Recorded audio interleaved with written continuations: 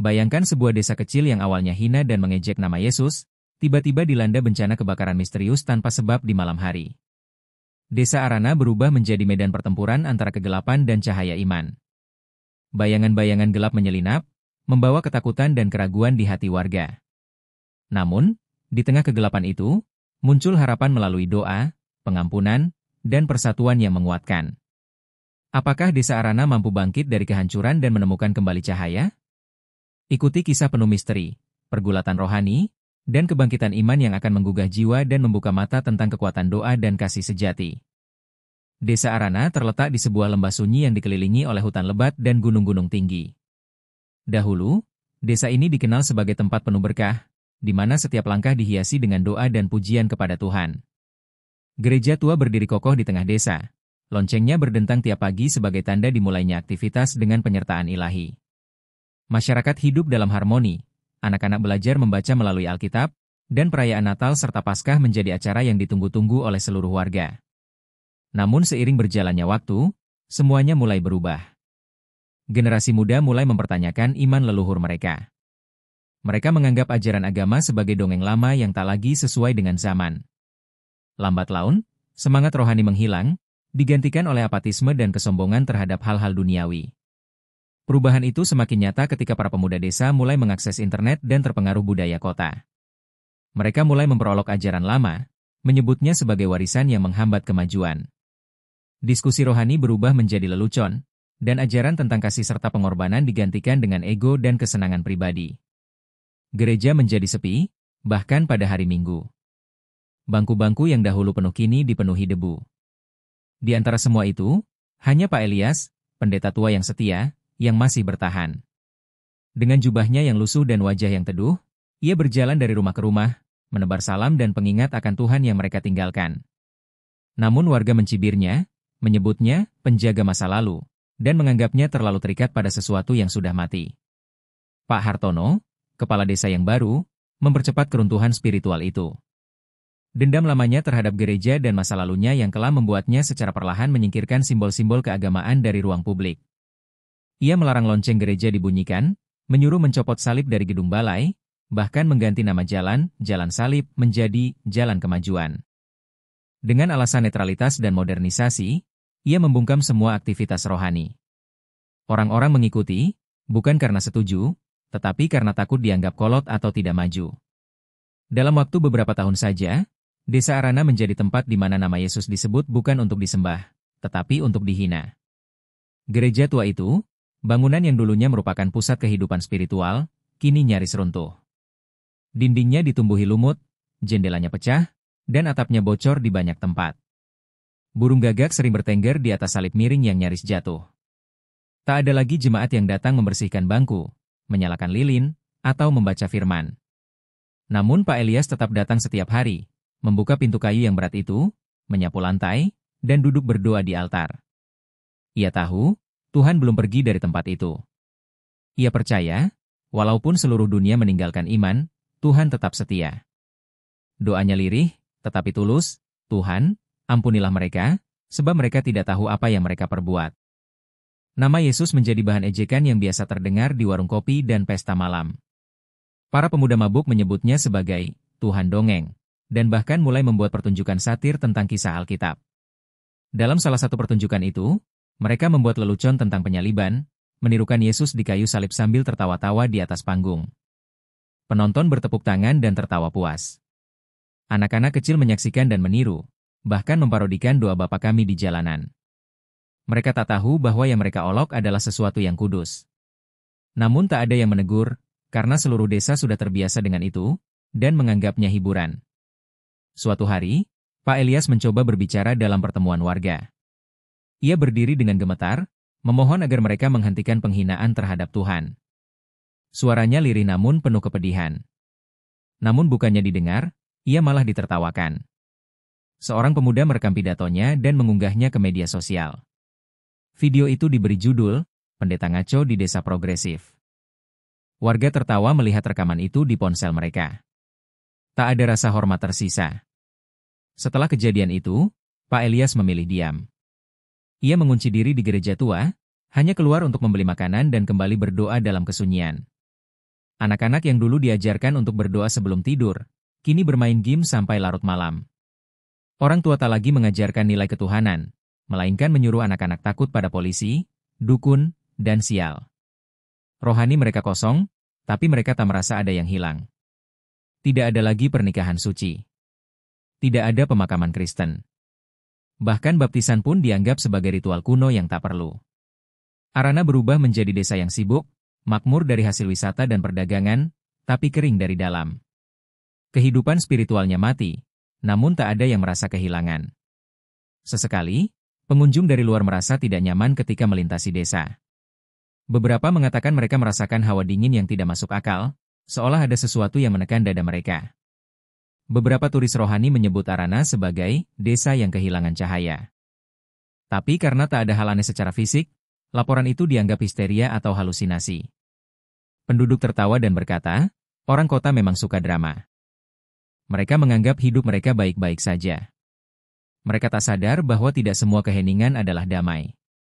Terkadang, itu adalah tanda sebelum badai. Sementara itu, Pak Elias mulai menerima mimpi-mimpi yang mengganggu. Dalam tidurnya, ia melihat langit terbuka dan api jatuh dari langit, membakar rumah-rumah. Ia mendengar suara-suara yang berkata, penghakimanku mendekat. Ia mencatat semuanya dalam buku kecil yang ia simpan di bawah altar. Namun ia tak tahu kepada siapa ia harus memperingatkan. Tak ada yang mau mendengarkan. Tak ada yang percaya. Ia merasa seperti satu-satunya manusia yang sadar akan sesuatu yang mengerikan yang sedang mendekat. Tapi ia terus berdoa, meskipun hanya kepada tembok. Desa Arana terus berjalan menuju kegelapan tanpa menyadari bahwa mereka sedang melangkah ke ambang bencana. Dari luar, semuanya tampak normal. Musik terdengar, tawa menggema, dan kegiatan berjalan seperti biasa. Namun langit mulai berubah. Awan-awan gelap menggantung lebih lama dari biasanya, dan malam tiba lebih cepat. Tak ada yang peduli. Tak ada yang bertanya. Dan di dalam gereja tua yang hampir runtuh itu, Pak Elias terus menyalakan lilin terakhirnya, sambil berdoa dengan suara gemetar. Malam penghakiman sudah dekat, dan desa itu tak siap. Hari yang seharusnya penuh syukur dan kedamaian di desa Arana berubah menjadi momen yang paling kelam dalam sejarahnya. Dahulu, setiap tahun, warga desa selalu menggelar pesta kecil di lapangan dekat gereja, sebagai bentuk syukur atas hasil panen dan anugerah Tuhan. Anak-anak menari dengan gembira, orang dewasa bernyanyi memuji, dan pendeta mengucapkan doa syukur. Tapi kini, pesta itu berubah menjadi ajang kebebasan liar tanpa batas, jauh dari nilai-nilai religius yang pernah mengikat desa ini. Para pemuda menggelar pesta minuman keras, musik keras mengalun hingga larut malam, dan segala bentuk maksiat terjadi dengan terang-terangan. Pada malam pesta itu, banyak warga yang datang dengan wajah ceria dan botol minuman di tangan. Tawa dan jerit-jerit liar memenuhi udara, menggantikan doa-doa yang dulu menghiasi hari itu. Bahkan, sebagai puncak pesta, mereka membawa sebuah patung Yesus kecil yang selama ini tersimpan di gereja, dan tanpa rasa hormat membawanya ke tengah lapangan. Patung itu lalu dijadikan bahan lelucon, dengan beberapa pemuda menirukan sosok Yesus dengan gaya kasar, diiringi tawa mengejek. Puncaknya, patung itu dibakar perlahan, menjadi simbol kemunduran iman yang begitu jelas di mata pendeta Elias yang menyaksikan dari kejauhan dengan hati hancur. Pak Elias merasa sedih dan terpukul saat melihat penghinaan tersebut. Ia berusaha mendekati kerumunan, berharap dapat menasehati mereka, namun ia hanya diusir dengan kasar. Beberapa bahkan mengancamnya, menyuruhnya pergi dan tidak mengganggu pesta mereka. Ia memutuskan untuk mundur dan berdoa sendiri di dalam gereja yang sunyi. Tangannya gemetar saat memegang Alkitab usang, air matanya jatuh membasahi halaman yang dulu penuh doa. Dalam kesendiriannya, ia berseru kepada Tuhan, memohon ampunan atas dosa yang dilakukan oleh warga desa dan memohon pertolongan, namun hanya sunyi yang menjawabnya. Seiring malam semakin dalam, suasana pesta semakin tidak terkendali. Beberapa pemuda mulai berkelahi, perempuan berteriak, dan musik keras masih menggelegar. Aroma alkohol dan asap rokok memenuhi udara. Api unggun kecil yang dibuat untuk pesta membesar menjadi kobaran liar, tapi tidak ada yang peduli. Mereka justru berlomba menyalakan kembang api dan petasan, membuat suara gaduh yang menggema di seluruh lembah. Suasana berubah dari sukacita menjadi kekacauan yang tidak terkendali, seolah-olah malam itu mengundang kegelapan untuk turun ke desa. Di tengah keributan itu, beberapa warga mulai merasakan hal aneh. Angin dingin tiba-tiba bertiup kencang, memadamkan sebagian besar api unggun dan petasan. Suara-suara tawa berubah menjadi bisikan-bisikan misterius yang sulit dimengerti. Beberapa orang melihat bayangan gelap melintas cepat di antara pepohonan, sementara yang lain merasa seperti ada mata yang mengawasi mereka dari kegelapan. Tapi mereka terlalu mabuk dan terbuai oleh pesta untuk peduli. Mereka terus melanjutkan perbuatan mereka, menganggap semua itu hanya imajinasi dan lelah semata. Tiba-tiba, lampu-lampu yang menerangi lapangan pesta padam secara serentak. Kegelapan total menyelimuti desa seketika, hanya diterangi oleh sisa-sisa api unggun yang mulai redup. Suara musik dan tawa langsung berhenti, berganti dengan desahan dan bisik-bisik panik. Kerumunan mulai saling mencari cahaya, tetapi tidak ada satupun yang berhasil menyalakan korek atau senter.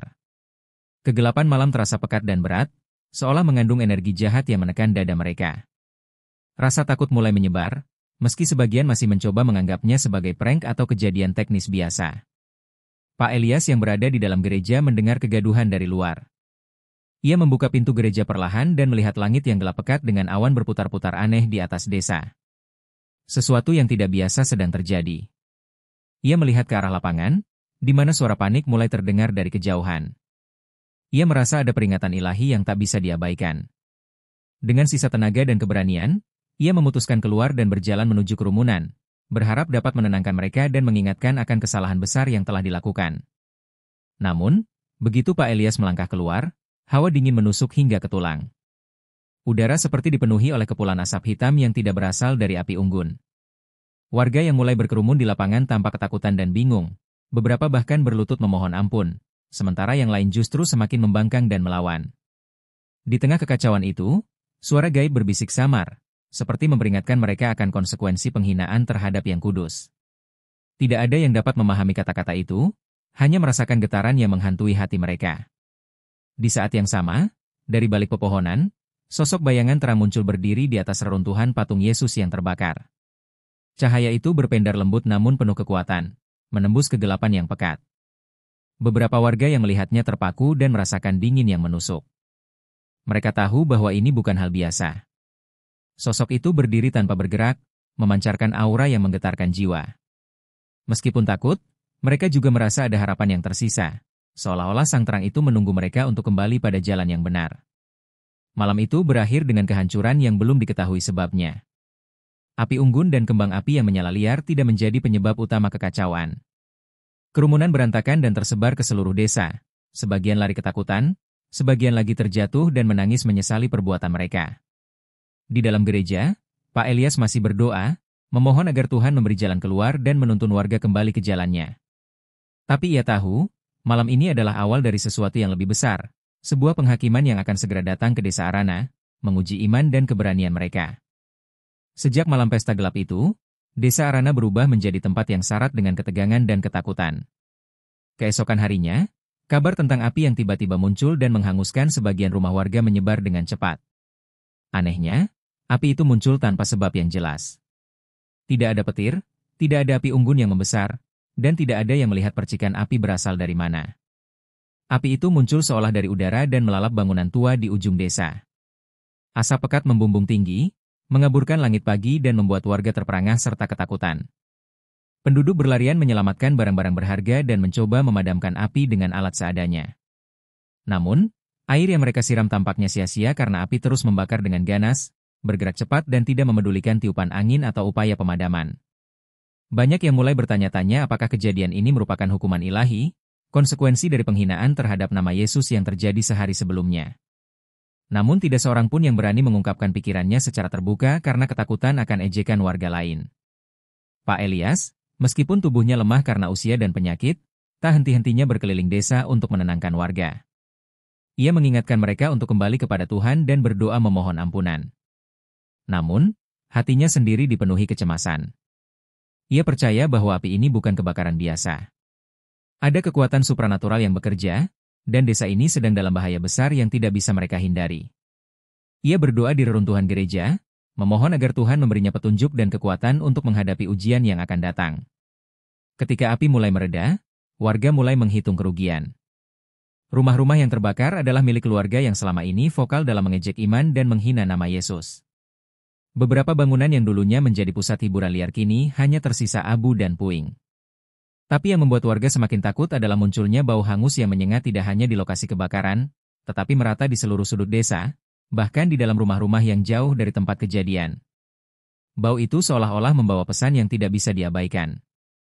Selain itu, di malam-malam berikutnya, warga mulai melaporkan melihat asap tipis keluar dari tempat-tempat aneh, dari sumur tua, dari celah-celah tanah, bahkan dari dalam hutan. Asap itu berwarna hitam pekat dan berbau seperti belerang. Suara-suara bisikan muncul di antara kabut asap itu, membuat beberapa orang merinding dan takut keluar rumah. Anak-anak yang biasanya ceria menjadi pendiam, sering menatap kosong ke kejauhan seolah melihat sesuatu yang tidak terlihat oleh orang dewasa. Ketakutan mulai menguasai hati desa. Pak Hartono, kepala desa, yang sebelumnya menentang gereja dan simbol-simbol agama, mulai menunjukkan perubahan sikap. Ia diam-diam menemui Pak Elias dan memohon doa serta nasihat. Dalam pertemuan rahasia itu, ia mengakui bahwa ia merasa tak berdaya menghadapi kejadian ini.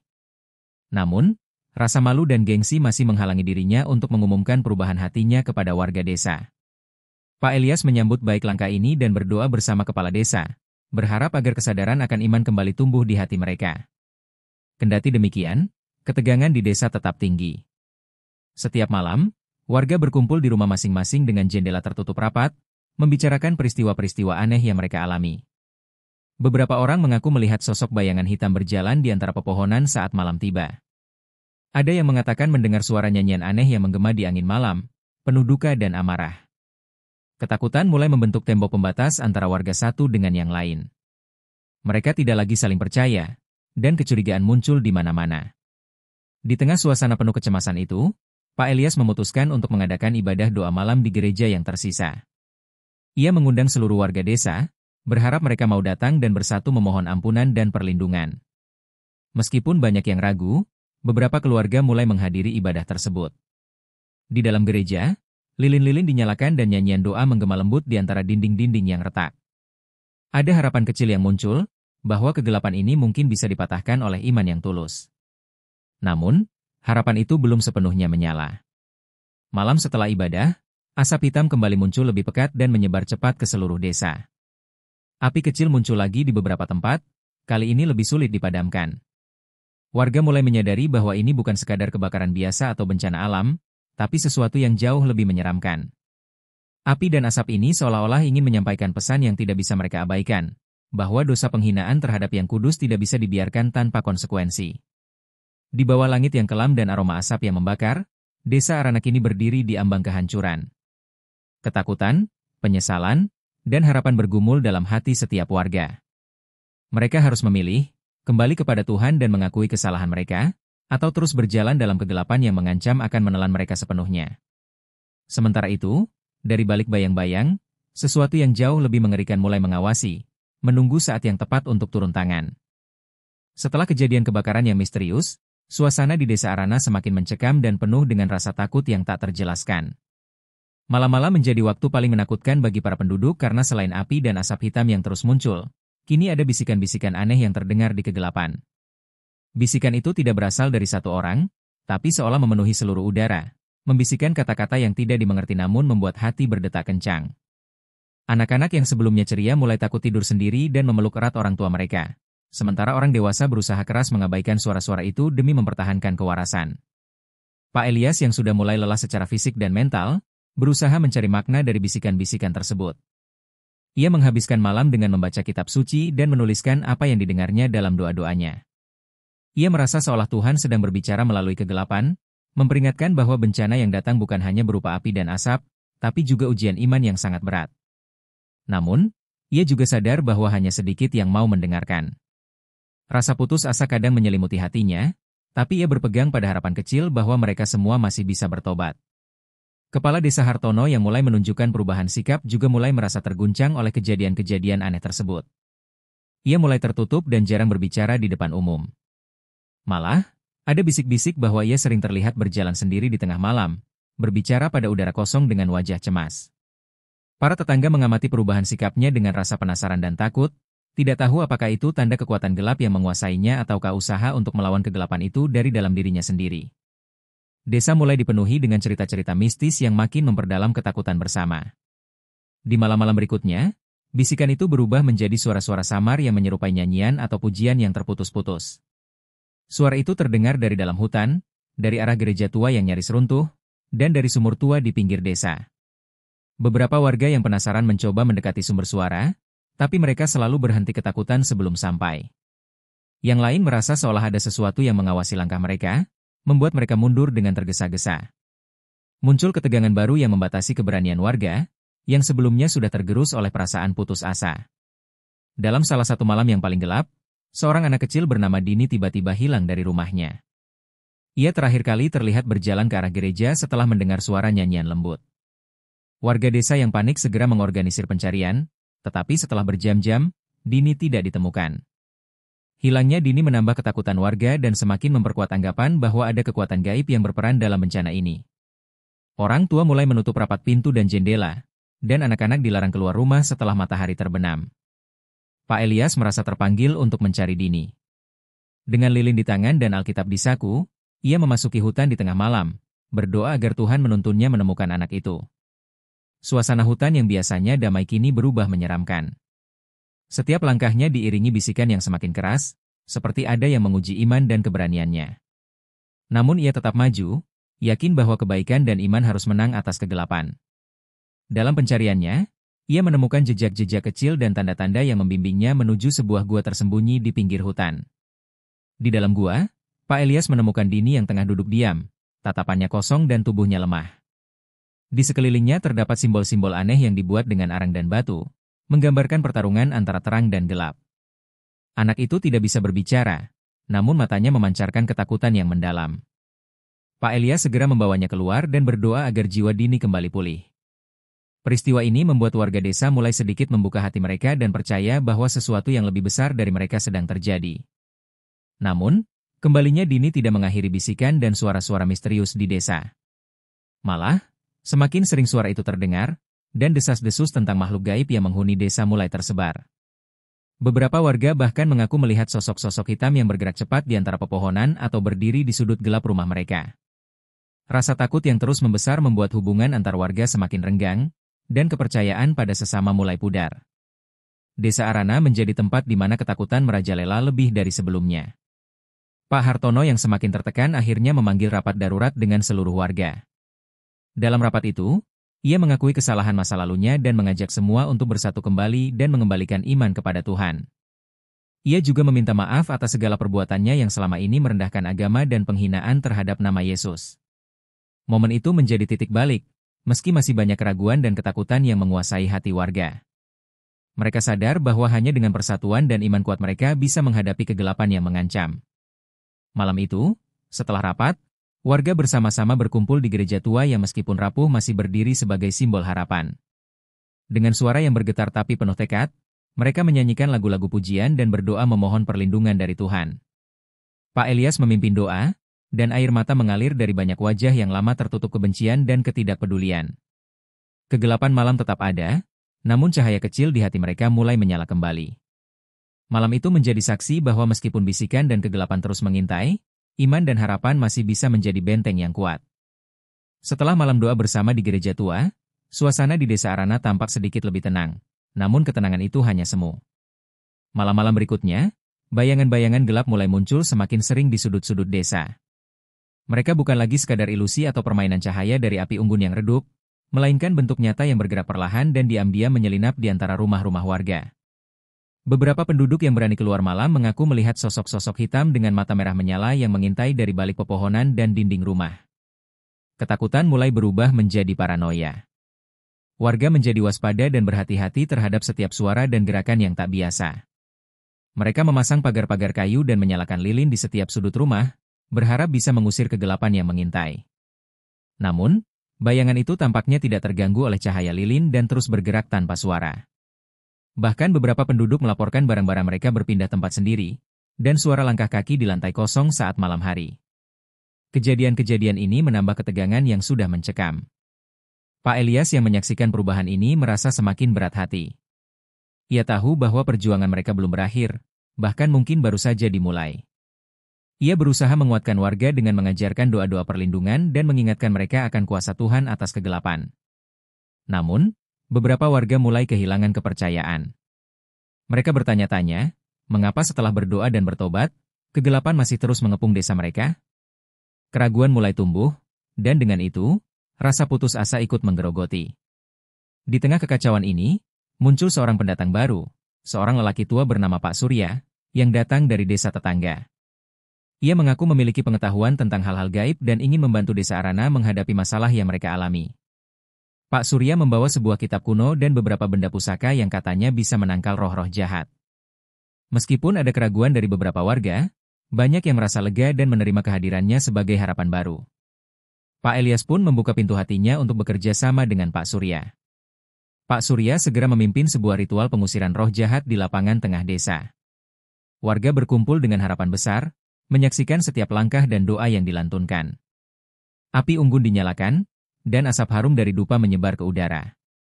Namun, saat ritual mencapai puncaknya, bayangan-bayangan gelap tidak hilang, malah semakin pekat dan semakin banyak bermunculan. Beberapa warga yang ketakutan berlari keluar, sementara yang lain berlutut memohon ampunan dan perlindungan. Pak Surya terlihat khawatir, tapi ia tidak menyerah. Hari-hari berikutnya, bayangan itu semakin agresif. Mereka mulai muncul pada siang hari, mengganggu aktivitas warga. Ada yang merusak tanaman, mencuri barang, dan membuat suara-suara aneh di rumah warga. Ketegangan menjadi semakin tak tertahankan. Desa yang sebelumnya damai kini berubah menjadi medan pertempuran antara terang dan gelap. Pak Elias dan Pak Surya bekerja sama untuk memimpin doa dan ritual perlindungan, namun kekuatan gelap tampaknya tidak mudah ditaklukkan. Sementara itu, beberapa anak-anak desa mulai menunjukkan tanda-tanda perubahan aneh. Mereka menjadi pendiam dan sering menatap kosong ke kejauhan. Ada bisikan yang hanya bisa mereka dengar, yang membuat mereka bertingkah aneh dan terkadang menakutkan. Orang tua mereka bingung dan khawatir, takut jika anak-anak mereka mulai terpengaruh oleh kegelapan yang melanda desa. Pak Elias mencoba menguatkan mereka dengan kasih dan doa, berharap anak-anak tetap terlindungi oleh iman. Ketegangan di desa semakin memuncak ketika sebuah rumah di pinggiran desa tiba-tiba terbakar lagi. Api kali ini tampak lebih ganas, dan suara jeritan terdengar dari dalam. Warga yang datang terlambat hanya bisa melihat asap hitam mengepul dan bayangan gelap yang kabur melarikan diri ke hutan.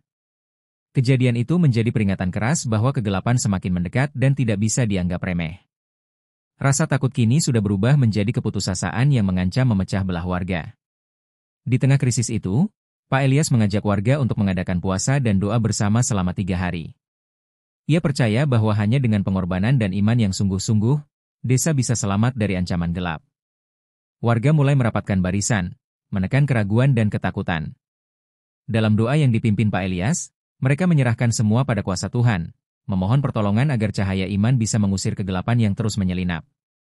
Harapan kecil mulai tumbuh kembali di hati mereka, meski ancaman bayangan tetap mengintai di luar sana. Setelah 3 hari puasa dan doa bersama yang dipimpin Pak Elias, suasana desa Arana mulai berubah perlahan. Warga yang sebelumnya tenggelam dalam ketakutan dan keraguan kini mulai merasakan kedamaian yang aneh dan menenangkan. Beberapa dari mereka mengaku melihat kilatan cahaya kecil di tengah malam, seolah ada pelindung yang menjaga desa dari kegelapan yang menyesakkan.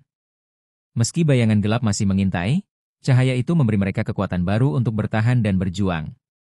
Pak Surya, yang sejak awal dianggap sebagai orang luar, kini menjadi bagian penting dari perjuangan desa. Ia mengajarkan warga tentang pentingnya menjaga hati tetap bersih dan pikiran fokus pada iman. Ia menjelaskan bahwa cahaya kecil yang muncul bukan kebetulan, melainkan tanda bahwa Tuhan tidak meninggalkan mereka. Bersama Pak Elias, mereka mulai mengorganisir kelompok doa dan pengajian di setiap rumah, agar iman warga semakin kuat dan terjaga dari pengaruh gelap yang mengancam. Namun, perjuangan belum selesai. Bayangan hitam yang menyelinap tidak hilang sepenuhnya, malah sesekali muncul dengan intensitas yang membuat bulu kuduk berdiri. Beberapa warga yang paling takut mulai menarik diri dari kelompok doa, memilih mengurung diri di rumah dan menjauh dari keramaian. Rasa takut dan trauma yang mendalam membuat mereka sulit percaya bahwa cahaya dan harapan bisa mengalahkan kegelapan yang sudah menguasai desa begitu lama. Pada suatu malam, terdengar suara gemuruh aneh dari arah hutan. Warga yang mendengar bergegas keluar rumah dengan perasaan was-was. Pak Elias bersama beberapa lelaki desa membawa lilin dan salib, berusaha mencari tahu sumber suara itu. Ketika mereka mendekati hutan, mereka melihat bayangan besar yang tampak seperti sosok raksasa, dikelilingi oleh asap hitam pekat. Namun, sebelum mereka sempat mendekat, sosok itu menghilang dan hanya tersisa bau hangus dan kesunyian yang menakutkan. Kejadian itu membuat warga semakin yakin bahwa kekuatan gelap itu bukan hanya sekadar roh jahat biasa, melainkan sesuatu yang jauh lebih berbahaya. Mereka mulai mempercayai bahwa desa mereka tengah diuji oleh kekuatan supranatural yang sangat kuat, dan hanya iman yang murni yang bisa menjadi benteng pertahanan mereka. Pak Elias pun mengingatkan warga agar tidak mudah putus asa dan selalu berpegang pada ajaran kasih dan pengampunan. Sementara itu, anak-anak yang sebelumnya mengalami perubahan aneh mulai menunjukkan tanda-tanda pemulihan. Dini, anak kecil yang hilang dan ditemukan kembali, perlahan mulai tersenyum dan bermain seperti biasa. Hal ini membawa kebahagiaan tersendiri bagi keluarga dan seluruh desa, sebagai bukti bahwa cahaya dan kasih Tuhan mampu menyembuhkan luka terdalam sekalipun. Namun, warga tetap waspada dan tidak lengah karena ancaman bayangan hitam belum sepenuhnya hilang. Di tengah semua itu, Pak Hartono, kepala desa, mengambil peran aktif dalam menjaga ketertiban dan mendukung usaha pemulihan iman. Ia mengajak warga untuk saling membantu, berbagi makanan dan menjaga lingkungan agar tetap bersih dan tertata. Kesadaran kolektif mulai tumbuh bahwa kegelapan bukan hanya berasal dari luar, tapi juga dari dalam hati mereka masing-masing. Dengan saling menguatkan, mereka bisa mengusir bayangan gelap yang selama ini membelenggu desa. Pada malam yang tenang, seluruh warga berkumpul di gereja tua untuk mengadakan ibadah syukur atas pemulihan yang mulai terlihat. Lilin-lilin menyala menerangi wajah-wajah yang penuh harap dan keikhlasan. Dalam doa panjang yang dipimpin Pak Elias, mereka mengucapkan terima kasih atas penyertaan Tuhan dan memohon agar desa tetap dilindungi dari mara bahaya. Doa itu tidak hanya menghangatkan hati, tapi juga menumbuhkan kembali ikatan persaudaraan yang sempat retak oleh ketakutan dan kecurigaan. Meski demikian, cahaya kecil yang mereka lihat hanyalah awal dari perjalanan panjang. Mereka sadar, perjuangan melawan kegelapan tidak bisa berhenti begitu saja. Setiap hari adalah ujian baru bagi iman dan keberanian mereka. Tapi kali ini, desa Arana sudah berbeda. Mereka belajar untuk berdiri bersama, bersandar pada kekuatan iman, dan melangkah maju dengan keberanian yang baru ditemukan. Di tengah kegelapan yang pekat, cahaya itu terus menyala, menjadi simbol harapan yang tak pernah padam. Setelah berbulan-bulan dilanda ketakutan, bisikan gelap, dan bayangan yang menyelinap, desa Arana akhirnya tiba pada titik puncak pergulatan rohani. Warga yang dulu terpecah kini bersatu dengan tekad bulat untuk mengusir kegelapan yang telah lama membayangi mereka. Suasana desa yang sempat sunyi dan suram berubah menjadi medan doa yang bergema tiada henti, memenuhi udara dengan harapan dan penyerahan diri kepada Tuhan. Malam itu, Pak Elias mengumumkan sebuah ibadah pengharapan dan pengampunan yang akan menjadi penutup sekaligus awal baru bagi desa. Ibadah tersebut diadakan di gereja tua yang telah direnovasi dengan bantuan warga, walau masih sederhana. Lilin-lilin dinyalakan dengan penuh kehormatan, dan suara nyanyian pujian mengisi ruang yang sebelumnya penuh dengan kesedihan dan ketakutan. Dalam doa panjang yang dipimpin oleh Pak Elias dan Pak Surya, mereka memohon agar Tuhan mengampuni dosa-dosa penghinaan terhadap nama Yesus dan memulihkan desa dari segala penderitaan yang telah menimpa. Doa itu bukan hanya tentang pengampunan, tetapi juga janji untuk hidup dalam kebenaran dan kasih. Ketika ibadah mencapai puncaknya, tiba-tiba angin kencang bertiup melalui jendela-jendela gereja, dan lilin-lilin hampir padam. Namun, dari dalam gereja muncul cahaya terang yang menyinari setiap sudut ruangan. Warga merasakan kehangatan yang belum pernah mereka alami sebelumnya, seolah-olah kehadiran ilahi sedang menyertai mereka secara nyata. Bayangan-bayangan gelap yang selama ini menghantui perlahan memudar dan menghilang, memberi ruang bagi kedamaian yang sesungguhnya. Sebuah keajaiban yang mengukuhkan iman dan harapan baru. Keesokan harinya, warga desa keluar rumah dengan perasaan yang berbeda. Udara terasa segar, dan langit cerah tanpa asap hitam. Rumah-rumah yang sempat terbakar kini mulai dibangun kembali dengan penuh semangat dan kerja sama. Anak-anak yang dulu berubah menjadi pendiam kembali bermain dengan riang di jalanan, dan senyum kembali mewarnai wajah mereka yang sempat suram. Desa Arana, meskipun luka fisiknya belum sepenuhnya sembuh, menunjukkan tanda-tanda kebangkitan yang luar biasa. Pak Hartono, yang dulu skeptis dan sombong, kini menjadi salah satu tokoh yang paling dihormati di desa. Ia sering terlihat membantu membangun rumah, mengatur kegiatan warga, dan ikut serta dalam doa-doa bersama. Perubahan hatinya menjadi contoh nyata bagaimana kuasa iman bisa merubah seseorang dari dalam. Ia mengakui kesalahan masa lalunya dan berjanji untuk menjaga desa agar tetap bersatu dan selalu berjalan di jalan kebenaran. Pak Elias, yang telah menjadi penopang dan pelita dalam masa gelap, merasa damai melihat perubahan ini. Ia tahu perjalanan belum selesai, tapi ia yakin bahwa dengan iman yang kuat dan persatuan, desa Arana bisa menghadapi apapun yang akan datang. Ia terus mengajarkan warga untuk tidak pernah melupakan pelajaran berharga dari masa sulit itu, bahwa kekuatan sejati datang dari pengampunan, doa, dan kasih yang tulus.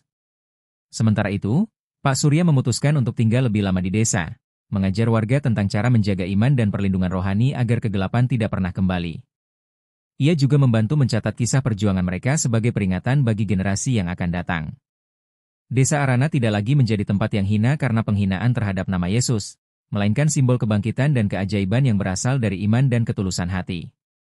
Warga desa mulai membangun sebuah patung kecil di tengah desa, menggambarkan tangan yang terangkat ke langit sebagai tanda syukur dan pengharapan. Patung itu menjadi titik pertemuan baru, tempat warga berkumpul setiap hari untuk berdoa bersama dan menguatkan satu sama lain. Desa yang dulu diselimuti kegelapan kini berubah menjadi tempat yang penuh dengan cahaya, bukan hanya secara fisik, tapi juga secara rohani dan sosial. Malam terakhir dalam cerita ini, seluruh warga berkumpul mengelilingi api unggun di lapangan tengah desa, menyanyikan lagu-lagu pujian dan berbagi cerita tentang perjalanan panjang mereka. Suara tawa dan harapan menggema, menghapus bayangan kelam masa lalu. Mereka tahu bahwa masa depan masih penuh tantangan, namun kini mereka tidak takut lagi. Desa Arana telah menemukan kembali jati dirinya, bukan sebagai desa hina yang menghina nama Yesus, tetapi sebagai desa yang penuh iman, kasih, dan pengampunan. Kisah desa Arana menjadi pelajaran abadi bahwa kegelapan, betapapun pekatnya, tidak akan pernah mampu mengalahkan cahaya iman yang tulus dan kasih yang nyata. Dari abu dan air mata, mereka bangkit menjadi saksi hidup bahwa Tuhan selalu menyertai mereka yang mau bertobat dan percaya. Dan di balik tiap malam gelap, selalu ada fajar baru yang menanti untuk menyinari dunia dengan harapan. Cerita Desa Arana adalah sebuah perjalanan yang menggambarkan pergulatan batin dan rohani sebuah komunitas kecil yang awalnya terperosok dalam hinaan dan ketidakpercayaan terhadap nama Yesus, namun kemudian dihadapkan pada ujian yang sangat berat berupa bencana kebakaran misterius dan kegelapan supranatural yang mengancam keberadaan mereka. Melalui rangkaian peristiwa yang menegangkan dan penuh misteri itu, desa yang sempat terpecah dan diliputi ketakutan mulai belajar memahami makna sejati dari iman, pengampunan, dan persatuan. Kebakaran dan kehadiran bayangan gelap bukan hanya menjadi simbol ancaman fisik, melainkan juga metafora dari pergulatan internal yang harus mereka lalui untuk membersihkan hati dan pikiran dari keraguan, kesombongan, serta dosa. Dengan bimbingan tokoh-tokoh yang penuh hikmat seperti Pak Elias dan Pak Surya, warga desa mulai bangkit, merapatkan barisan dalam doa dan usaha bersama, memperkuat ikatan sosial dan spiritual yang selama ini retak. Kisah ini menunjukkan bahwa meskipun kegelapan dan ketakutan bisa menjerat dan memecah belah, cahaya iman yang tulus dan kasih yang nyata mampu mengusir semua bayangan tersebut dan membawa kedamaian serta harapan baru. Desa Arana pun berubah menjadi simbol kebangkitan, bukti nyata bahwa Tuhan selalu menyertai mereka yang mau bertobat, percaya, dan berjuang dengan sepenuh hati. Akhir cerita menyiratkan bahwa perjuangan melawan kegelapan bukanlah akhir, melainkan awal dari sebuah kehidupan yang penuh dengan pengharapan, pengampunan, dan kasih yang terus tumbuh. Ini adalah pengingat abadi bahwa dalam setiap cobaan dan kegelapan, selalu ada cahaya yang menunggu untuk menyinari, selama kita tidak kehilangan iman dan keberanian untuk melangkah maju.